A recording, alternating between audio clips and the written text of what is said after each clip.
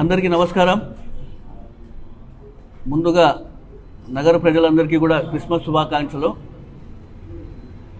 ఈరోజు press meet పెట్టడం ముఖ్య ఉద్దేశం ఏమంటే, కూటమి ప్రభుత్వం ఏర్పాటై 6 నెలలు అయిపోయింది. 6 నెలలు అయిపోయినా కూడా ఏ ఒక్క సూపర్ 6 హామీలను కూడా నెరవేర్చకపోవడం, కూటమి ప్రభుత్వం కానివ్వండి, చంద్రబాబు నాయుడు కానివ్వండి, ఎన్నికల ముందు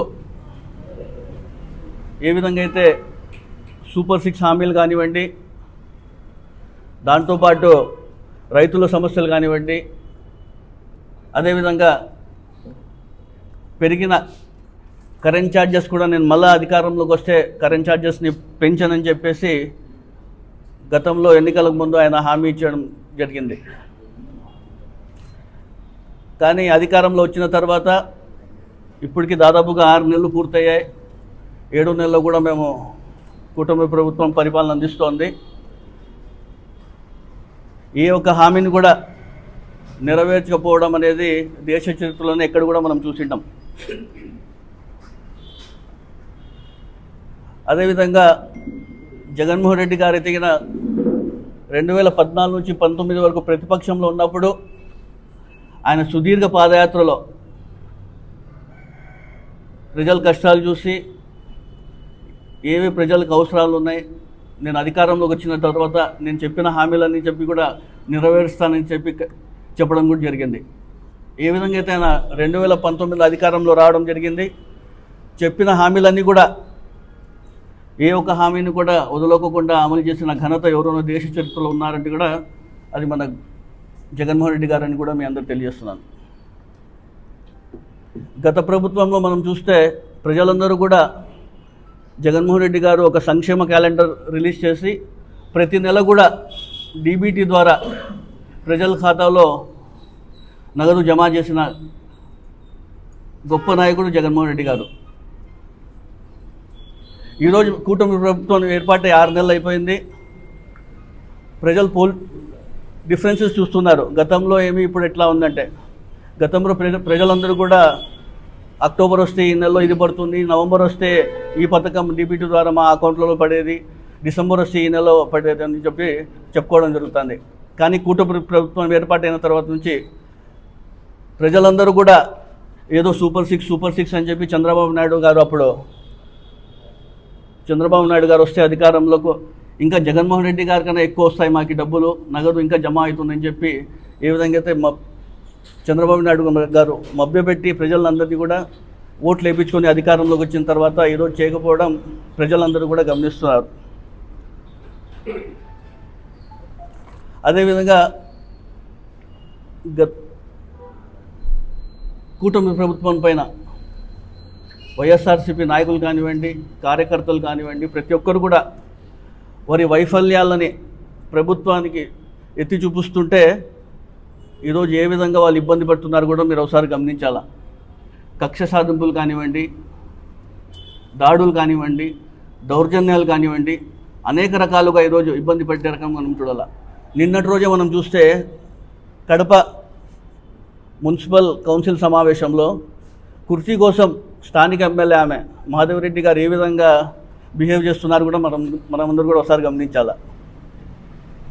కౌన్సిల్ సమావేశానికి వెళ్ళిందో ఆమె ఒక యుద్ధానికి వెళ్ళిందో ఒకసారి ప్రజలందరూ కూడా ఒకసారి గమనించాలని కూడా నేను తెలియజేస్తున్నాను. వైఎస్ఆర్సీపీ నాయకులు, కార్యకర్తలు ప్రభుత్వ వైఫల్యాల్ని సోషల్ మీడియా ద్వారా పోస్టులు పెడితే కూడా ఏ విధంగా అరెస్టులు చేస్తున్నారు.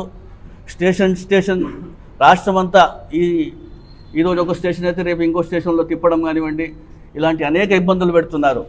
అవునా, ఏం పెట్టినా కూడా ప్రజలు ఎవరు భయపడరు, కార్యకర్తలు ఎవరు భయపడరు అని కూడా మీ అందరూ తెలియజేస్తున్నాను. ప్రభుత్వ వైఫల్యాలు ఎత్తి చూపిస్తుంటే మీరు కక్ష సాధింపులుగా ఇట్లా కేసులు పెట్టుకుంటూ పోతే ఎంతమంది కనిపెడతారు. ఎన్ని చేసినా కూడా ప్రజలు ఎవరు మీ భయానికి ఎవరు భయపడరు. మీరు ఎంత భయపడిచ్చినా కూడా మా కార్యకర్తలు జగన్మోహన్ రెడ్డి గారు వైపు ఉంటారని కూడా మీ అందరూ తెలుస్తున్నాను.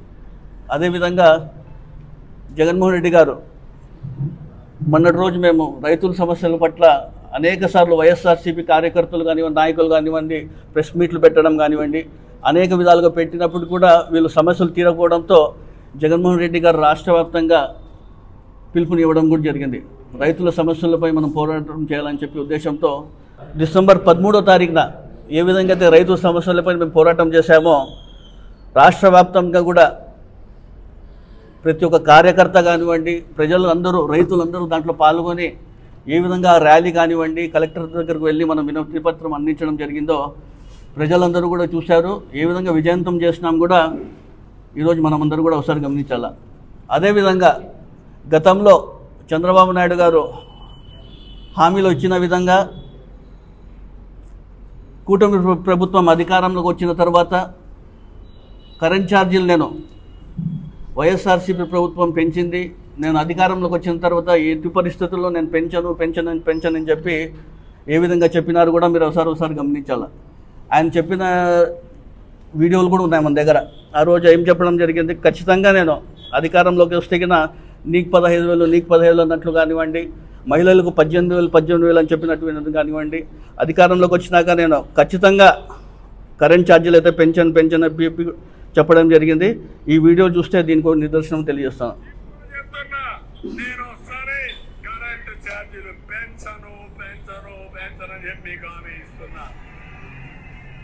ఈ వీడియో నేను చెప్పడం కాదు, అనేక సార్లు ఆయన చెప్పడం జరిగింది. ఇవన్నీ కూడా గమనించాలా.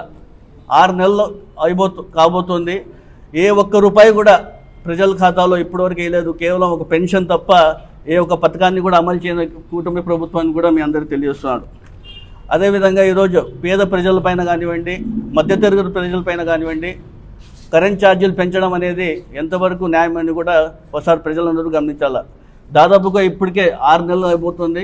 ఈ 6 మంత్స్లోనే ఇప్పటికే దాదాపుగా 6,000 కోట్ల రూపాయలు ప్రజలపైన కరెంట్ ఛార్జీలు భారం వేసిన విషయం కూడా మీ అందరికీ తెలిసిందే. రాబోయే నెలలో మరి 9,000 రూపాయలతో మొత్తం పూర్తి చూసుకుంటే మనం 15,485 కోట్ల రూపాయలతో ఈరోజు కరెంట్ ఛార్జీలు పెంచిన ఘనత ఎవరు ఉన్నారంటే దేశ చరిత్రలో చంద్రబాబు నాయుడు గారిని మీ అందరూ తెలియజేస్తున్నాను.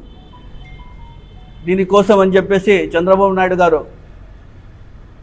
అనేక సార్లు కేవలం అమరావతిని నేను డెవలప్ చేస్తాను, పోలవరం తీసుకొస్తాను, 8,000 కోట్ల రూపాయలు నేను ఆమోదించడం జరుగుతుంది, పోలవరం కోసం నేను తీసుకొస్తున్నాము అని ఏదో మొబ్బపెట్టి ప్రజల్ని ఏదో ఒకటి ప్రతిరోజులో పేపర్లో రావడం, ఏదో ఒకటి మేము డెవలప్ చేస్తున్నాం చెప్పడం తప్ప సంక్షేమ పథకాల గురించి హామీలు ఇచ్చారు, దాని గురించి పట్టించుకోకపోవడం కూడా ప్రజలు ఒకసారి కూడా గమనించాలని తెలియజేస్తున్నాను. దీనికి సంబంధించి జగన్మోహన్ రెడ్డి గారు పెద్ద ఎత్తున రాష్ట్ర వ్యాప్తంగా పేదలకు అన్యాయం జరుగుతోంది.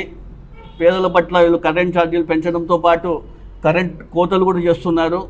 2-3 గంటలు కరెంట్ పవర్ కట్ కూడా చేస్తున్నారు విషయం కూడా మనం చూస్తున్నాం. గ్రామాల్లో 2-3 గంటలు చలికాలం ఉంది, దోమలతో చాలా ఇబ్బంది పడుతున్న విషయం కూడా ప్రజలందరూ గమనిస్తున్నారు. అనే ఉద్దేశంతో ఎన్నిసార్లు ప్రభుత్వ దృష్టికి తీసుకెళ్తున్నా కూడా వీళ్ళు ప్రభుత్వం పట్టించుకోకపోవడంతో మరోసారి జగన్మోహన్ రెడ్డి గారు రాష్ట్ర వ్యాప్తంగా ఈ నెల 27వ తేదీన మొత్తం రాష్ట్ర వ్యాప్తంగా కాన్స్టిట్యున్సీ వైజ్గా జగన్మోహన్ రెడ్డి గారి ఆధ్వర్యంలో, అదేవిధంగా మన జిల్లా అనంత వెంకటరామరెడ్డి గారి ఆధ్వర్యంలో ప్రతి కాన్స్టిట్యున్సీలో కూడా ప్రతి ఒక్కరూ కార్యకర్తలు కానివ్వండి, నాయకులు కానివ్వండి, ప్రతి ఒక్కరు కూడా పాల్గొని ఈ కార్యక్రమాన్ని విజయవంతం చేయాల్సిందిగా తెలియజేస్తున్నాను. అదేవిధంగా గతంలో చెప్పినట్టు విధంగా ఆయన SC STలకు 200 విద్యుత్ యూనిట్లను, ఫ్రీ యూనిట్లను కూడా కొనసాగించే విధంగా కూడా ఈ పోరాటం కూడా చేస్తున్నామని మీ అందరికీ తెలియజేస్తున్నాను. ఏ విధంగా అయితే 15,000 కోట్ల 485 రూపాయలు ఏ విధంగా భారం వేశారో అది కూడా పేదల నుంచి వెనక్కి తీసుకోవాలని చెప్పేసి కూడా ఈ ప్రభుత్వాన్ని కూడా కోరడం జరుగుతోంది.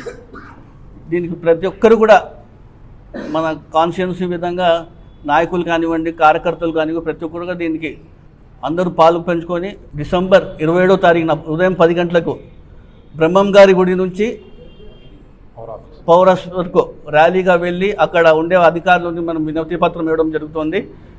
ఈ కార్యక్రమంలో ప్రతి ఒక్కరు కూడా పాలు పంచుకొని ఈ కార్యక్రమాన్ని విజయవంతం చేయాల్సిందిగా మీ అందరికీ కోరడం జరుగుతుంది.